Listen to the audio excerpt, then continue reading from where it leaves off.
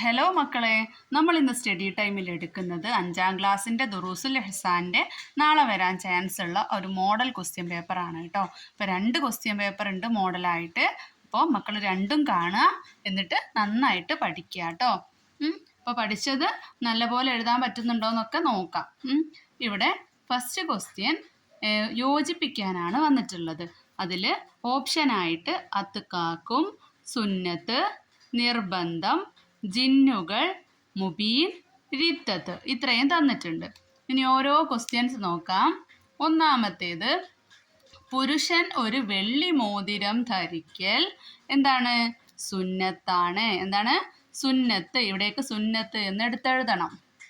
രണ്ടാമത്തേത്, തീ കൊണ്ട് പടക്കപ്പെട്ടവർ. ആരാണ് തീ കൊണ്ട് പടച്ചത്? ആരെയാ? ജിന്നുകളെയാണ്. ജിന്നുകളെ തീ കൊണ്ടാണ് പടച്ചത്. പിന്നെ കുഫ്രിൻ്റെ ഇനങ്ങളിൽ ഏറ്റവും ഗുരുതരമായത്, കുഫ്രിൻ്റെ ഇനത്തിൽ ഏറ്റവും ഗുരുതരമായത് റിദ്ദത്താണ്. കുഫ്രിൻ്റെ ഇനത്തിൽ ഏറ്റവും ഗുരുതരമായത് റിദ്ദത്താണ്. പിന്നെ മുർത്തദ്ദായവൻ ഉടനെ ഇസ്ലാമിലേക്ക് വരൽ എന്താണ്? നിർബന്ധമാണ്. മുർത്തദ്ദായവൻ ഉടനെ ഇസ്ലാമിലേക്ക് വരൽ നിർബന്ധം. അഞ്ചാമത്തെ ചോദ്യം, ഇന്ന ശൈത്വാന ലിൽ ഇൻസാനി അദുവ്വും മുബീൻ. ഇന്ന ശൈത്വാന ലിൽ ഇൻസാനി അദുവ്വും മുബീൻ. ഇനി ആറാമത്തെ ചോദ്യം നോക്കിക്കേ. ഇന്ന അക്രമക്കും ഇൻദല്ലാഹി അത്ഖാക്കും. ഇന്ന അക്രമക്കും ഇൻദല്ലാഹി അത്ഖാക്കും. അപ്പോൾ ഓരോ ആയത്തും പഠിച്ചു വെക്കണം, അതിൻ്റെ ആശയവും പഠിക്കണം കേട്ടോ. ഇനി രണ്ടാമത്തെ ചോദ്യമായിട്ട് വന്നിട്ടുള്ളത് പൂർത്തിയാക്കാം. ഫസ്റ്റ് തന്നിട്ടുള്ളത് എന്താണ്? ഇന്നദ്ദീന ഇൻദല്ലാഹി ഡാഷ്. എന്താ അവിടെ വേണ്ടത്? ഇന്നദ്ദീന ഇൻദല്ലാഹിൽ ഇസ്ലാം. അതിൽ രണ്ടാമത്തേത് തവഫനി മുസ്ലിമം വ അൽഹഖിനി ബിസ്വാലിഹീൻ. ഇനി മൂന്നാമത്തേതോ, നമ്മുടെ പഠന ലക്ഷ്യം അള്ളാഹുവിൻ്റെ പ്രീതി മാത്രമായിരിക്കണം. നാലാമത്തേത്, മനുഷ്യനെ വഴിപിഴപ്പിക്കാൻ വേണ്ടി പ്രതിജ്ഞയെടുത്തവരാണ് ശൈത്താന്മാർ. ഇനി മൂന്നാമത്തെ ചോദ്യം 2 വീതം എഴുതാം. അതിൽ ഒന്നാമത്തെ ചോദ്യം എന്താണ്?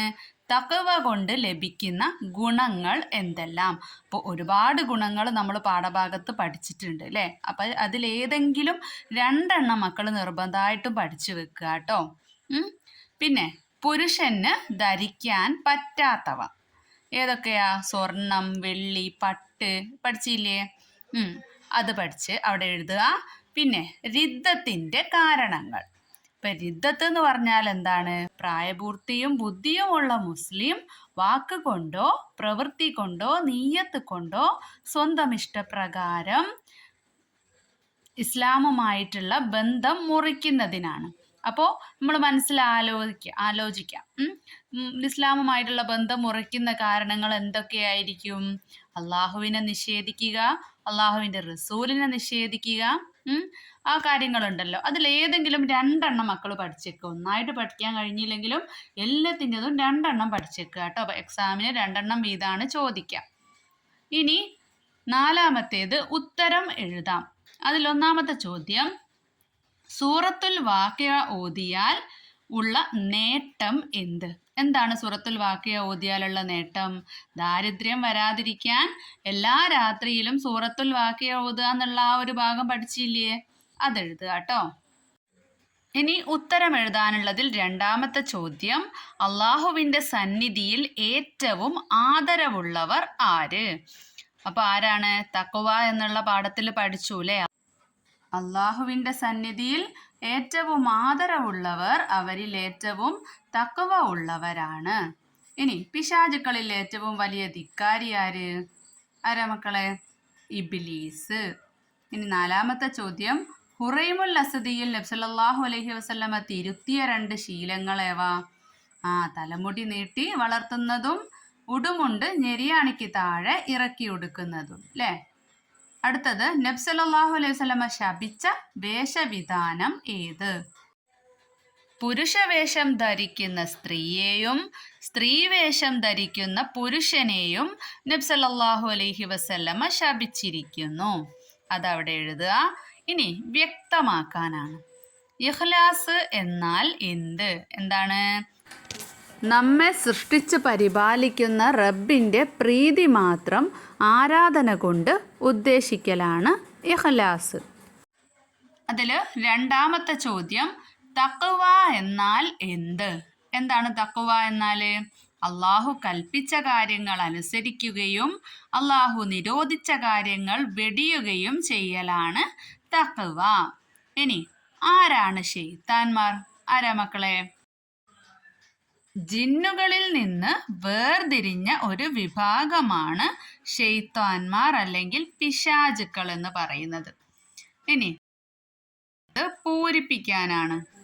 അതിൽ ഒന്നാമത്തെ ചോദ്യം, തഖ്വൽ ഇലാഹി മദാറു കുല്ലി സഅദത്തിൻ വത്തിബാഉ അഹ്വാ റഅ്സു ശർരി ഹബായില. അതിൽ വേണ്ട ഭാഗം മാത്രം പൂരിപ്പിക്കാം. രണ്ടാമത്തെ ചോദ്യം, നീ എവിടെയായാലും അള്ളാഹുവിനെ ഡാഷ് എന്താ വേണ്ടത്? ഭയപ്പെടുക. ഒരു തെറ്റ് സംഭവിച്ചാൽ ഉടൻ ഒരു നല്ല പ്രവൃത്തി ചെയ്യുക. അത് പാപത്തെ മായ്ച്ചു കളയും. ഇനി ഏഴാമത്തേത്, ഇന്ന ശൈത്വാന യജ്രി മിനൽ ഇൻസാനി മജ്റദ്ദമി. എന്താണ് അതിൻ്റെ ആശയം? മനുഷ്യൻ്റെ ശരീരത്തിൽ രക്തം സഞ്ചരിക്കുന്നിടത്തെല്ലാം പിശാച് സഞ്ചരിക്കും. പിന്നെ അതിൽ രണ്ടാമത്തേത്, ഇന്നദ്ദീന ഇൻദല്ലാഹിൽ ഇസ്ലാം. അള്ളാഹുവിങ്കൽ സ്വീകാര്യമായ മതം ഇസ്ലാം മാത്രമാണ്. അപ്പോൾ പഠിച്ചു കഴിഞ്ഞ മക്കളെല്ലാവരും ഈ ഓരോ ക്വസ്റ്റ്യൻ വായിച്ചു കഴിഞ്ഞാൽ സ്റ്റെക്കാക്കിയിട്ട് ഉത്തരം പറയാൻ പറ്റുന്നുണ്ടോ നോക്കുക. ഇല്ലാത്തവർ പഠിക്കുക കേട്ടോ. അപ്പോൾ നമുക്ക് അടുത്ത ക്ലാസ്സിൽ കാണാം.